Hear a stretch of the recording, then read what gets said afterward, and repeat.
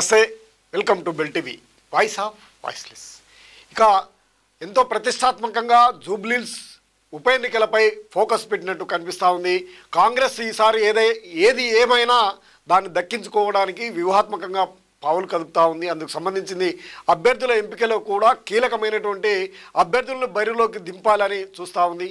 BRS sitting seat అయినటువంటి ఈ జూబ్లీహిల్స్ని కైవసం చేసుకోవడానికి సినీ తారలను రంగంలోకి దింపాలని చూస్తూ ఉంది. అంతేకాకుండా ఇక్కడ గెలిచినటువంటి వారికి హోంమంత్రి పదవి కూడా ఇవ్వాలనే యోచన చేస్తుందట కాంగ్రెస్ పార్టీలో ఉన్నటువంటి గ్రూపులకు భిన్నంగా ఇప్పుడు జూబ్లీహిల్స్ ఏ పక్షానైనా ఏ విధంగానైనా కైవసం చేసుకోవాలనే ఉత్సాహంతో కనిపిస్తూ ఉంది.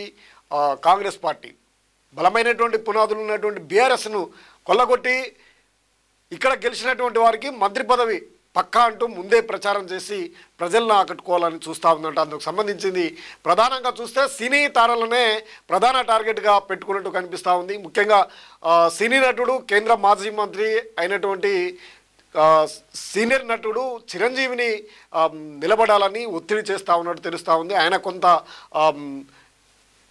దానికి నిరాకరించినట్టు విశ్వసనీయ సమాచారం. దాంతో హోంమంత్రి పదవి ఇస్తాము అని ప్రకటిస్తామని చెప్పడంతో కొంత ఆయన కూడా ఆలోచన చేస్తున్నట్టు తెలుస్తూ ఉంది. జూబ్లీహిల్స్ అంటే మొత్తం పూర్తిగా సినిమా రంగానికి సంబంధించినటువంటి వారే ఎక్కువగా ఉండడం, అక్కడ సినీ రంగానికి సంబంధించినటువంటి ఓట్ బ్యాంక్ ఎక్కువగా ఉన్నటువంటి నేపథ్యంలో వారిని ఆకట్టుకోవాలంటే సినీ తారలను, ప్రముఖులను నిలపాలనే యోచన చేస్తూ ఉందంట. ఈ స్థానం నుంచి బరిలో చిరంజీవి లేదా మరో అభ్యర్థి అయినటువంటి కమ్మ సామాజిక వర్గానికి సంబంధించినటువంటి నాగార్జున అండి, సీనియర్ నటుడు అయినటువంటి నాగార్జున అయినా బరిలోకి దింపాలనే యోచన చేస్తూ ఉందట.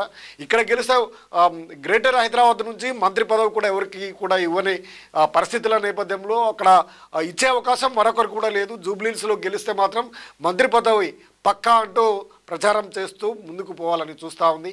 అక్కినేని నాగార్జునను సైతం బరిలోకి దింపాలని యోచన చేస్తుందట. అందుకు సంబంధించినటువంటి వ్యూహరచనను ఇప్పటికే అధిష్టానం నుంచి రేవంత్ రెడ్డి పూర్తిగా అధిష్టానం యొక్క అనుమతిని పొందినటువంటి ఆయన ఈ నిర్ణయానికి వచ్చినట్టు తెలుస్తూ ఉంది. దీనికి సంబంధించినటువంటి అప్డేట్స్ ఒకసారి చూస్తే బలమైనటువంటి వ్యక్తిని నిలబడితే విజయం పక్కానే ప్లాన్ చేస్తూ ఉందట. హైదరాబాద్కు దక్కలేదు, ప్రాతినిధ్యం లేనటువంటి పరిస్థితుల్లో ఇక్కడ ఇవ్వటానికి కూడా ఎవరికి అవకాశం లేదు.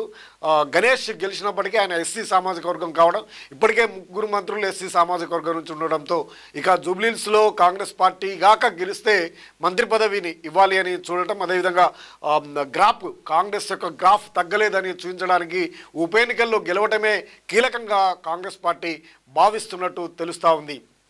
ఇంకా అందుకోసం స్ట్రాంగ్ అభ్యర్థుల కోసము చూస్తూ ఉందట. జూబ్లీహిల్స్లో బలమైనటువంటి అభ్యర్థిని బరిలోకి దించాలని రేవంత్ భావిస్తూ ఉన్నారట. అందుకు ఆయన పలువురు సినిమా లీడర్ల పేర్లను కూడా పరిశీలిస్తున్నట్లు తెలుస్తోంది. ఇప్పటికే మాజీ కేంద్ర మంత్రి అయినటువంటి చిరంజీవితోనూ ఇటు నాగార్జునతోనూ సంప్రదింపులు జరుపుతున్నట్టు తెలుస్తూ ఉంది. ఎవరు నిలిచినా కానీ గెలిచే అవకాశాలు ఉన్నాయి. ఇక్కడ అధికార కాంగ్రెస్ పార్టీకే ఎడ్జి ఉంటుంది కాబట్టి ఏ విధంగానైనా గెలవాలి అనే సూచన చేస్తూ ఉన్నట్టు తెలుస్తూ ఉంది. ఇప్పటికే కాంగ్రెస్ శ్రేణులు పోటాపోటీగా చాలామంది పోటీ పడుతున్నప్పటికీ వారి అందరినీ కాదని కొత్త వ్యక్తిని, సినిమా రంగానికి సంబంధించినటువంటి వారిని బరిలోకి దింపాలనే యోచన చేస్తూ ఉందట.